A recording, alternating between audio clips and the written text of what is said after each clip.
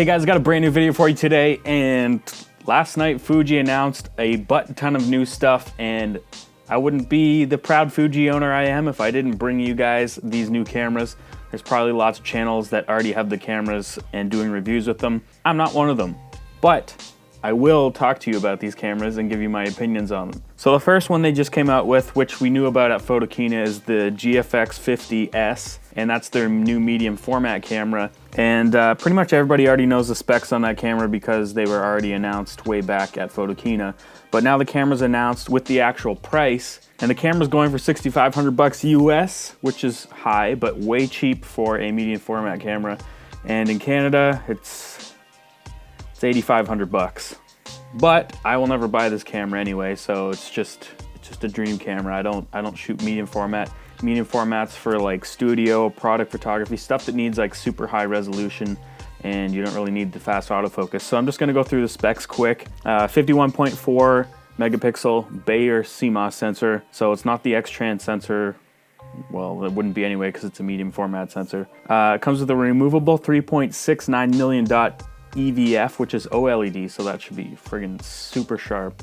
3.6 million dots is probably one of the highest that I've even heard of. 3.2 inch touchscreen, which is 2.36 million dots, which is I think pretty high as well for a touchscreen. It also has the top LCD on top where you can see all your settings, kind of like Canon and Nikon's DSLRs that they already have. 117 point contrast detection autofocus, so this baby's not going to be super fast, but a lot of the times if you're just using this in the studio anyway, you're going to be manually focusing. Or if you're doing some kind of fashion stuff in the studio, you might have, you might be using autofocus, but you're gonna have a ton of light, so it should be pretty decent. So the ISO range is 100 to 12,800, but you can extend it up to 50 to 100 and 2,400 ISO. And I'm sure that it'll probably look awesome right up to 12,800. It's got a max shutter speed of 1/4,000th of a second and electronic shutter of 1/160,000th of a second. Shoots 3 frames per second, so it's not your speed demon camera, but like I said, it's in the studio. Has all the film simulations, even has Acros, shoots 1080p 30 frames per second video, so maybe you want to shoot some medium format video. I don't know, you can do it. Dual UHS 2 card slots. I'm not sure if they're both UHS 2, but definitely one of them is. Has Wi-Fi, USB 3, which will be nice for tethering. Micro HDMI, and a headphone and mic jack inputs. It's also weather sealed with a magnesium alloy body, so it matches up with their other pro end cameras. And so that actually will be nice if you're doing like landscapes or something like that and it starts to pour rain on you or something. But the 50 megapixel sensor will be awesome for landscapes. So as I said, the body's going for $6,500 US. They also announced 3 new lenses for the new G mount, which is what that camera's gonna have. And they already announced these also at Photokina, but now we have prices on them. So the GF63mm f2.8 WR is going to go for $1,500 US. The GF120mm f4 image stabilization WR macro lens is going for $2,700 US. And I have a feeling that they're going to sell that lens a lot because that'll be a wicked lens. So it's macro, it's telephoto, it's got image stabilization. They're probably going to sell a ton of that lens. And then the GF 32 to 64mm f4 WR zoom lens is $2,300 US. Probably not gonna get that camera, but it's still awesome to see them changing the game, you know? They just skipped full frame altogether, went straight to medium format. So the next camera they came out with is the X-T20, and this camera's got the same sensor that these two cameras have, so the 24.3 megapixel X-Trans CMOS 3 sensor. Its ISO range is 200 to 12,800, which is the same as these cameras. Honestly, the image quality will be identical. You're just gonna miss a few features. 2.36 million dot OLED viewfinder, or 1.4 million dot screen. It's also a touch screen, which is different, and I'll talk about that in a second. Has a pop-up flash, which none of these cameras have. No locking dials or weather sealing, so although it's like the X-T2, it kind of lacks on those features. Only one UHS 1 card slot, so not UHS 2, so you're not going to be expecting some crazy fast buffer capacity out of this camera. It comes with all the film simulations, so Acros is included in that. Intelligent hybrid phase detection autofocus with 91 focus points. And I'm assuming that it'll be pretty similar to the X Pro 2. There's no way they're going to make it as fast and have the same autofocus tracking as the X-T2, otherwise you would just get the X-T20. Has Wi-Fi, USB 2, micro HDMI, and 2.5mm mic jack, which kind of sucks. You got to get an adapter for that.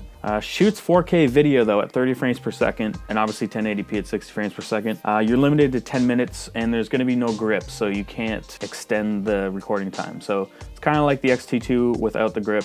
It can only shoot for 10 minutes. But the awesome thing about that camera is it's going for $899 US, so basically 900 bucks gets you into kind of a in between what an X Pro 2 and an X-T2 has as far as like shooting performance and image quality. Well, image quality will be identical, but you just don't get all the same features. But it is metal, magnesium alloy, but it's not weather sealed. But it's still gonna be a wicked camera if you're sitting on the fence thinking about trying a Fuji and you don't really wanna spend, you know, 15 to 2 grand on these cameras, and you can get into that for basically under $1,000 bucks. All right, moving right along, we got a lot to cover still. It's probably filling your head with too much specs, but it's fine if you're looking for one of these cameras and you know what I'm talking about. So they finally announced the XF50mmF2. They had the 35F2, the 23F2 just came out, and the 50mmF2 is now out. I'm not too excited about this lens. I'm probably not gonna pick it up. It's kind of a weird focal length, 75mm. I already have the 56mm, and I have no real reason to get a 50mm. Although if you're looking for a 50mm, it's gonna be fast and snappy autofocus compared to the 56mm.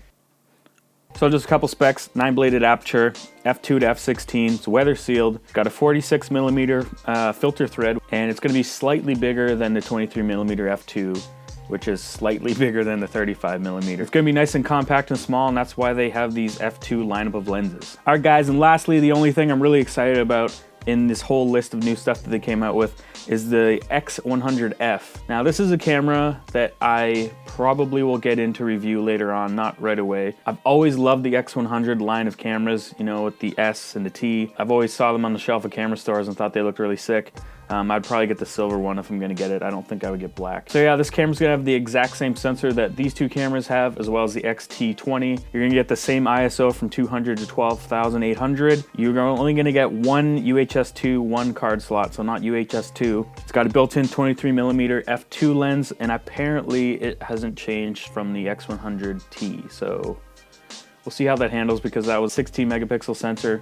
Now you're throwing a 24.3 megapixel sensor on it. Obviously the glass is good enough to handle the extra resolution, so I guess they just decided not to change it. 1/4000th of a second mechanical shutter, up to 1/32,000th electronic, 8 frames per second continuous shooting, which is a lot like the X Pro 2. Hybrid optical viewfinder like the X Pro 2, a 2.3 million dot electronic viewfinder, so when you switch it from optical to electronic, 3-inch 1040K dot LCD screen. It's not touch and it doesn't flip, so that might be something that you might not like. But if you have an X Pro 2, then you already know that it's still awesome even when it doesn't flip out. It also has a joystick on the back to select your autofocus points, which is really awesome to have, especially since it doesn't have a touch screen. It's got the intelligent hybrid autofocus system, 91 focus points, phase detection, shoots 1080p 60 frames per second, 30 frames per second, 24 frames per second. And this is really cool. It has a digital teleconverter, which you can actually switch it from like a 35mm field of view to a 50mm field of view to a 70mm field of view, which is like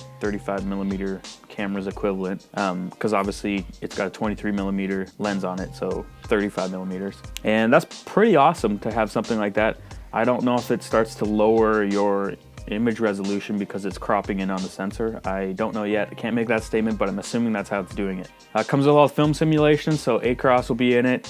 We got Wi-Fi, USB 2, micro HDMI, and a 2.5mm mic jack. And the awesome thing is it's gonna take the W126S batteries that the X-T2 takes. Then you can use the same battery on all your cameras. Fuji's really setting you up for their new ecosystem. And it's, well, other than the GFX takes a different type of lens, but X-T2, X Pro 2, X100F, X-T20, all these new cameras that are coming out will have the same battery, and that's pretty sick. And finally, the price on that is $1,300 US. Kind of steep, but that's what the X100 cameras have always been. They've been kind of like the higher end, fancy, boutique style, Leica-esque rangefinder camera. So that price is kind of steep, but it's not too bad considering what you get for a wicked street camera. Anyway, guys, if you made it through this video, props to you. I'll put links in the description where you can pre-order all these cameras and lenses through B&H. And yeah, I'm really excited. Fuji's doing some crazy stuff the last couple years, and I'm really excited to be a Fuji shooter now, and I'm starting to use their stuff. If you like this video, give it a thumbs up. If you dislike this video, give it a thumbs down twice. I'll see you in the next one. Coffee.